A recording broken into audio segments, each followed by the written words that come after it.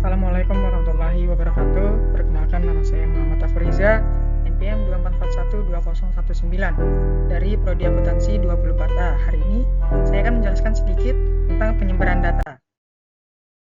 Pengertian penyebaran data yaitu metode statistik yang digunakan untuk menggambarkan sejauh mana sih nilai-nilai dalam suatu set data tersebar dari nilai pusatnya, seperti mean atau rata-rata.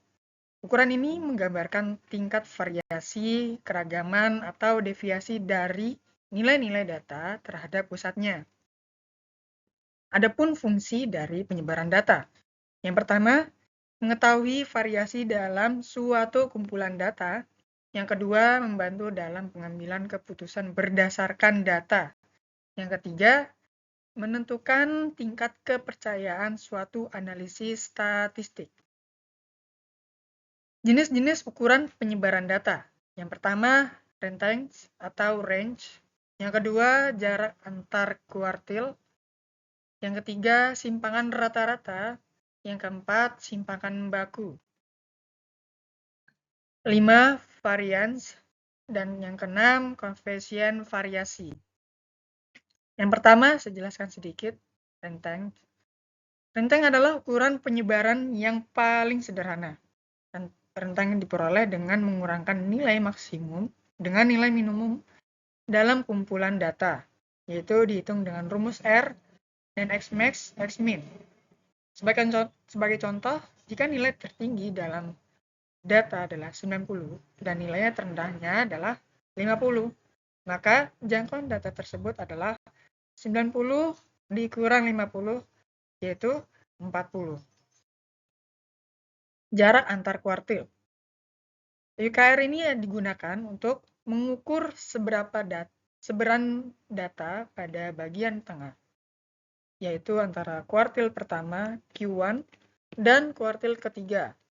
Ukuran ini lebih tahan terhadap nilai-nilai ekstrim karena hanya mempertimbangkan data di tengah distribusi.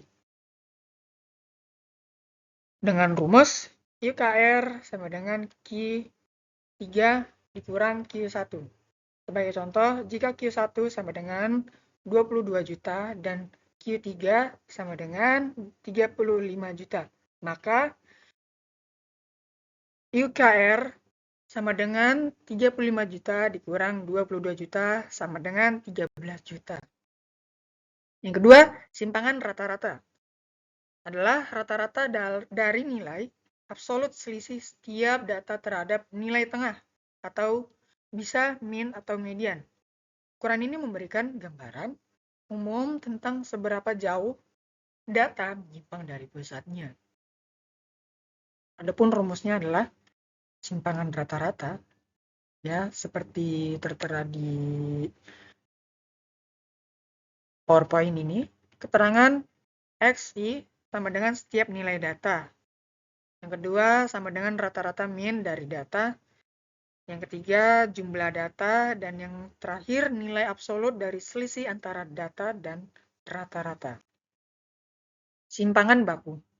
Simpangan baku atau biasa disebut standard deviation adalah ukuran penyebaran yang paling umum digunakan dalam statistika ekonomi karena menyertakan semua N.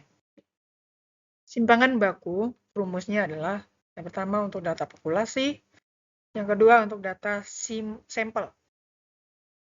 Variance. Variance adalah kuadrat dari simpangan baku, meskipun tidak memiliki satuan yang sama dengan data aslinya. Variance sering digunakan dalam teori statistik karena memudahkan perhitungan lanjutan. Adapun rumusnya, yang pertama variasi untuk data populasi seperti di depan, ya, dan yang kedua variasi untuk data sampel. Terangannya, yang pertama varians populasi, yang kedua nilai-nilai data ke I, yang ketiga rata-rata populasi, dan yang terakhir jumlah data dalam populasi. Yang kedua variasi sampel, yang kedua nilai data I, yang ketiga rata-rata sampel, jumlah data, dan derajat kebebasan. Koefisien variasi. Koefisien variasi adalah ukuran relatif dari penyebaran data, yaitu perbandingan antara simpangan baku dan rata-rata yang dinyatakan dalam persen. CV sangat berguna untuk membandingkan variasi antar kelompok dengan satuan berbeda. Adapun rumusnya seperti yang tertera di PowerPoint. Adapun contohnya, jika rata-rata pendapatan adalah 50 juta rupiah dan standar deviasi sebesar 5 juta rupiah, maka 5 dibagi 10 dikali 100% sama dengan 10%. Aplikasi ukuran penyebaran dalam ekonomi. 1. Analisis kelimpangan pendapatan menggunakan varians, simpangan baku, atau IKR untuk melihat sejauh mana distribusi pendapatan di masyarakat tidak merata. Yang kedua, penilaian resiko investasi. Saham atau instrumen investasi dengan simpangan baku yang tinggi berarti lebih volatif dan beresiko tinggi. Yang ketiga, evaluasi kinerja ekonomi wilayah. Koefisien variasi digunakan untuk membandingkan pertumbuhan ekonomi antar daerah. Yang keempat, perencanaan ekonomi.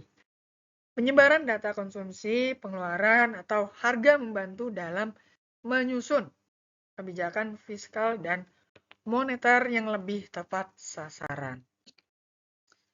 Dan kesimpulan dari penyebaran data ini adalah ukuran penyebaran adalah aspek krusial dalam statistika ekonomi.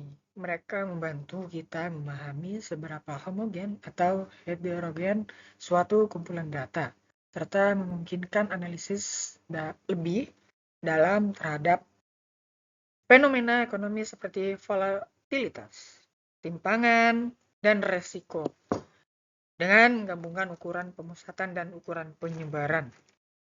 Seorang analis ekonomi dapat memperoleh pemahaman yang lebih menyeluruh tentang data dan membuat keputusan yang lebih tepat.